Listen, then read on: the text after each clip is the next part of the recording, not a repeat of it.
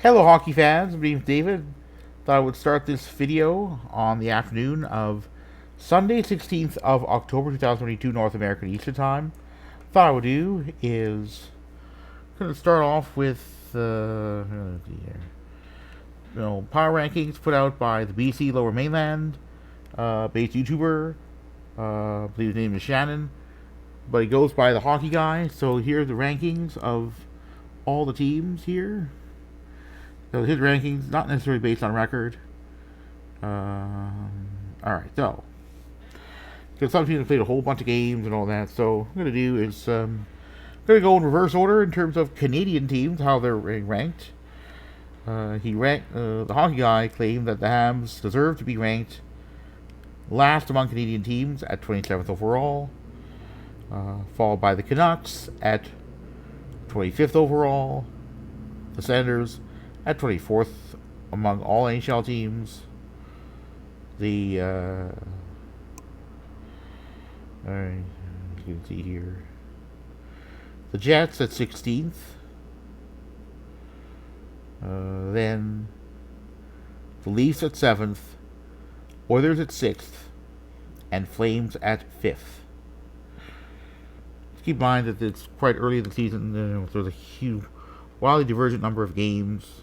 So let's get plug it in there. So I'll try to give a link to that video in response to my own video. So what I'll do is also look at the standings to see among how Canada's teams have been doing. Just give me a moment here.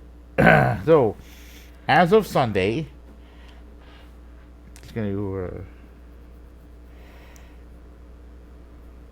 I'm going to do it in terms of divisional standings to make it a lot easier. Alright, so in terms of let me just go in terms of the league. Make it easier to rank it in terms of average points per game, because I think that'll be a hell of a lot easier than, because there's a widely diverse number of games being played. So I'm just going to go and go to here. Alright, so in terms of average points per game, we have among Canadian teams, the Flames and Jets tied in terms of 2 points per game on average. I know standings may not be the best and so in there. And then we go to the Leafs with an average of 1 1/3 points per game. So number 3, number 4.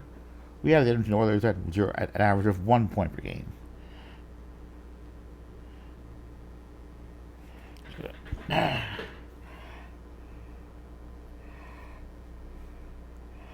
me go up a little bit here.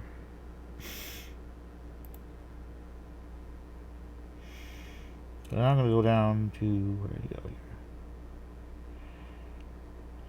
So then we have the teams at the bottom. Just going to do that there. Just going to recap a little bit here. And then we go to the Habs with an average of 2/3 of a point per game, followed by the Canucks and Senators tied for 0. So, but in terms of tiebreakers, particularly because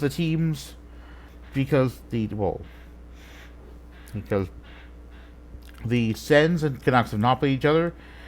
The Sens are technically in dead last in terms of average points per game among Canadian teams, because they have a worse goal difference at -4 over the Canucks -3. So, thought I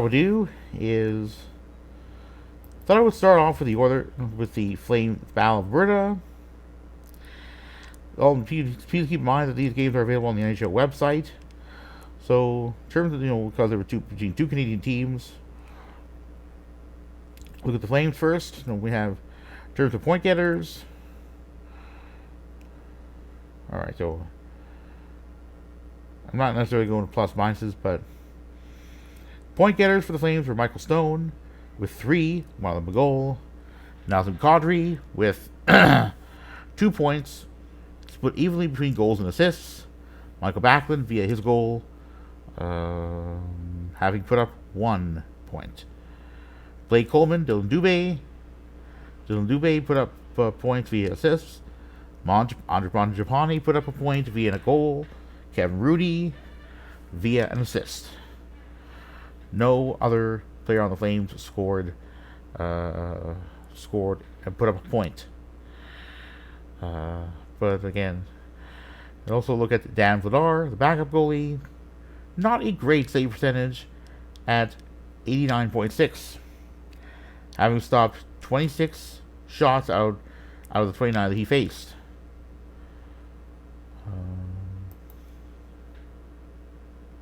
In terms of the Oilers, in terms of points, Leon Draisaitl, center with 2 assists, got his 2 points that way. Cody Ceci scored, getting 1 point. Evander Kane assisting, got a point. Connor McDavid scoring, got a point. Ryan McLeod, having scored a goal, got a point. Ryan Murray and Kyle Yamamoto respectively got points via assists. Nobody else got a point. Jack Campbell, with a save percentage of 63.6, was pulled after having allowed 4 goals on 11 shots, and likely was tagged with loss. The Oilers didn't quite come back from having gone 4-1 down, but Stuart Skinner, the backup for the Oilers, stood tall in that game, stopping every one of those 31 shots he faced. So we're going to see how the Jack Campbell experiment works out in Edmonton. But, well, after having gone down 2 games in a row, something that Coach Jay Woodcroft claimed for the Oilers had been a problem, well, this time, unlike against the Canucks, things didn't quite work out. So now I'm going to go to the Leafs and how in that game, just going to see if I have technical difficulties here. Alright, so basically, it's going to go to centers because they're a road team. Claude Giroux got 2 points. Thomas Chabot, Alex Rinkett, 1 via assists. Shane Pinto via a goal. Jake Sanderson via an assist. Anton Forsberg, with a 90.6 save percentage in that game, stopped 29 of 32 shots he faced. Go for the Leafs, we have, in terms of points, not one player got more than 1 at a time. But Michael Bunting with an assist. Justin Hall with a goal. D-Man, remarkable. Kyle Yarncrook with an assist. David Kampf with a goal. Mitch Marner with an assist. Austin Matthews with an assist. Jake Muzzin with an assist. William Nylander with a goal. John Tavares with an assist. Yeah, the Zach Aston Reese and Nick Ove-Kubel experiments haven't exactly worked out. And yeah, it's quite troubling that the Leafs have yet to score a goal, have yet to have a lead of more than a goal at a time since Game 3 of the Spring 2022 Bolts-Leafs series. That's not good. But at least the Leafs did just enough to win that game. The full liner notes, however, in the NHL recap of that game. Let's go on NHL.com. So now I'm going to go to the Canucks, and wow, 2 blown leads already. I like to call the Canucks the blow a lead Canucks. And what happened again? Despite having been massively outshot in the first period, Canucks escaped with a lead of 2-0. But it was not to be. Philadelphia Flyers just dominated the scoring the rest of the way and put up just enough goals to sink the Canucks' chances of winning. I know there have been claims about the game about whether the power play was the best and all that, wasn't that good or whatever. But when you look at the liner notes, in terms of the points, no player on the Canucks got more than 1. So Besser got an assist, Burrows got a goal, Garland got a goal. Pearson got an assist. But Colson got an assist. Luke Shen got an assist. Nobody else got a point, but you gotta wonder, because like how low can the Canucks go? Because again, keep in mind that among Canadian teams, the Canucks are ranked 6th out of 7, but only because of a superior goal difference to the Senators. But otherwise, the two teams are very much the same, having no points over their first 2 games. And then what I'm going to do is I'm going to look at the divisions. In terms of points, so when it comes to the Atlantic, the Leafs are 4th. So they'd be in a wild card spot, with the Bruins, Wings, and Panthers each having put up 4 out of a possible 4 points. Leafs have done that in 3 games, not 2. The Habs and Senators, well, Habs are second last.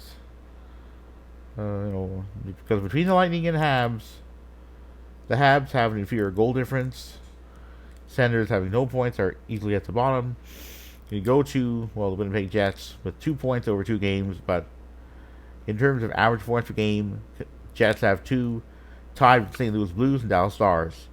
So Jets still have some games left to play. They've only played 1 so far. So I'm going to go to the Pacific Division. Based on more points, the Golden Knights are ahead in first.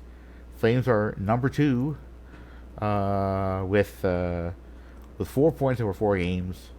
So still basically, same average points per game among that. Kraken are in third with half a point per game on average. Ahead of the Edmonton Oilers. Kraken have played more games, but that should be sorted out pretty soon. For teams have played almost an even number of games, and the point difference is diminished a little bit, or they drink it, whatever. Then we have the Vancouver Canucks, dead last. Basically dead last in terms of average points per game with 0, tied with San Jose Sharks. Sharks have lost 4 games in regulation. The Canucks only 2. But again, it's kind of troubling. The rally for the Canucks, both goals scored even strength. In terms of the PP didn't exactly go. PP didn't click very well. It went 0 for the night.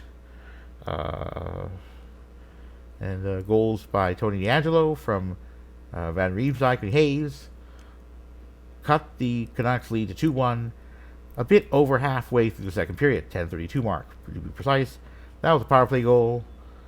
A bit over 7 minutes after that, it was a turn of Travis Konecny. Travis Konecny to assist on a goal by Scott Lawton to tie things up on a shorthanded goal.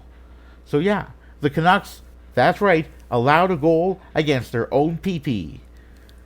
If that's not troubling, I don't know what is. Being 5-on-4 should be a benefit. At worst, it's like they have no goals on either side, but to allow goals against their own PP, that's epic bad. Konecny would score the game-ending goal from Provorov at the 13:53 mark of the third period. So yeah, Canucks fell flat. The Oilers fell flat. But at least the Oilers have 2 points over their first 2 games. The Canucks look like they're heading in the same direction as last season the Habs did. I believe the Habs lost 5 consecutive games, all in regulation to start their own season. So, and ended up October of last year, in terms of regular season games, with 4 points over 10. So that was epic bad. See how the Canucks do this month, but things ain't going the right direction so far. Anyway, go Leafs go.